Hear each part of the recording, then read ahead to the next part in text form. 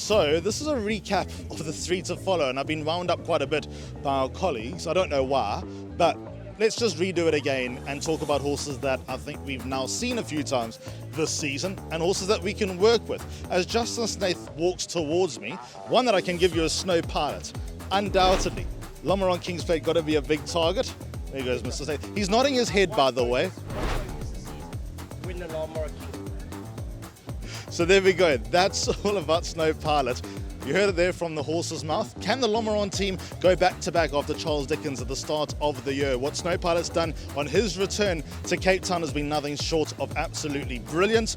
Let's see him take another step forward. He's already a Grade 1 winner. So he's going to form part of my 3 to follow. One horse that retains his place is Boundless Energy. No, we have not seen him back here at Hollywood Bets Kenilworth for a while, but I still believe that there's a lot of quality. I still believe that he's got a lot more to come. He seems puppyish. I thought his last run was probably the biggest step in the right direction. Obviously, the handicap has done a little bit of damage to Boundless Energy, but for me, that's welcome because I believe he's that good. I think he'll be very, very dangerous in the 3-year-old classics. Maybe not quite yet, but I think going forward, there's going to be a lot more to come from Boundless Energy. Number 3, got to be the Boom 3-year-old colt, doesn't it? One Stripe, Vaughan Marshall trains. Gavin Larena has stuck with him for a while now. He's got to be a horse that's just going to follow. I think that he's running well above himself, even though his rating is currently 118 going into the Hollywood Bets Cape Guineas. And just the way that he's acquitting himself, he's got it all. He's got all the attributes: switch off, turn of foot, all the class in the world. For now, he's probably the 3-year-old colt in the country that has most tongues wagging. We'll learn a lot more as the season develops. Stay with us here, Cape Race. Here we are, a few months after the original first question of who the 3 to follow are. My original choice still stands in Snow Pilot. I thought that he was so impressive once again. He's just a brute of a horse that's just so powerful and substantial, and just to watch the entire team behind him absolutely full of joy every time he runs is brilliant. Asia Pambele, Gareth Van Zyl, was almost humbled by his success today, together with Team Hollywood, which was quite incredible to see, especially over the minimum trip, which is not her forte whatsoever. The other one that I think is impressive is Oriental Charm. Looking at him in the ring, he was a little bit heavy still, even though he was well prepared for the race. I think he's a horse that every time he gets asked, and as Greg Bortz touched on, he doesn't know how to lose. He just has that fight in him, and that's the fighting spirit every champion needs. The last of them is Boundless Energy. I think that we haven't seen the best of him yet, and I can't wait to see how everything unfolds for him as the season ticks on. World Sports Betting Fillies Guineas Day. Well, we've got a bit more of an idea now of what's happening, and I must tell you, Fatal Flaws victory was nothing short of sensational from that wide draw of 13. Pierce Stradham, well, what a masterclass that was as well. This filly will definitely be better even later on in the season. There are some big races for her, the Majorca, the Paddock Stakes. She could be the filly to follow through all those races. I'm not going to change my tune with the colt, the 3-year-old colt, One Stripe.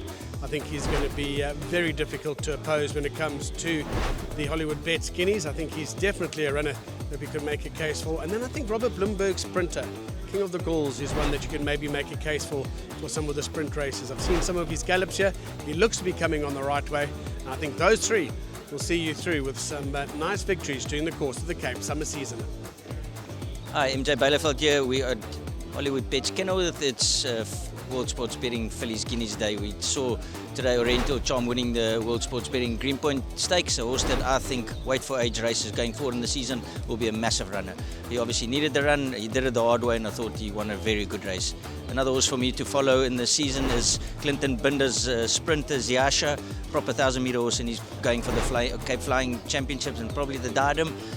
Clinton's done a great job with him, and he's looked like he's turned the corner, and he's a proper sprinter. He ran to Thunderstruck early in his career. For me, that's good enough to have a great season going forward. And then my last one is, I'll stick with One Stripe. For me, he's the best 3-year-old we've seen in the Western Cape, unless there's something from Johannesburg that's going to pop up. But he won the Punters Cup in great fashion, and next week's Filly Colts Guineas will be a fantastic race for him, and who knows where he goes from there. So One Stripe is the last one for me. Well, it's World Sports Betting Cape Fillies Day. It was a Grade 1 contest and a couple disappointments, especially giving this contest. And she's going to be the one horse that I think that perhaps we can follow. I think this run was not her true run. I think she's better than this, perhaps 1,600 meters, just stretching her a bit. But I think that she's a filly that we can certainly keep an eye on. Where to next for her? Who knows? But she's a filly that's got lots of ability, and I think that she could still win a fair share of races. The next of my horses to follow comes up in the form of Zeit from the Andre Nel yard. He's just won his maiden, but I think he's a horse that's got lots of ability and he's open to a lot of improvement. I think he's a horse that's going to win his fair share of races. To what level he reaches, I'm not quite sure, but I think he's a horse that could go through the divisions. I think he'll. I don't think he's going to stop a one-time winner. To me, he seems like a horse that could win at his next start, wherever that may be. He just has got quite a lot of substance about him. He's a good-looking horse as well, and yeah, I just believe that he's a horse that's going to have a bright future.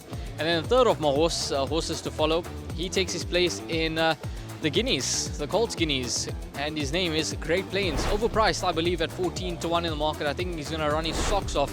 He did tremendously well during the KZN winter season, and he's a horse that seems to be going into the Guineas under the radar with lots of hype around One Stripe and now Heather's Boy.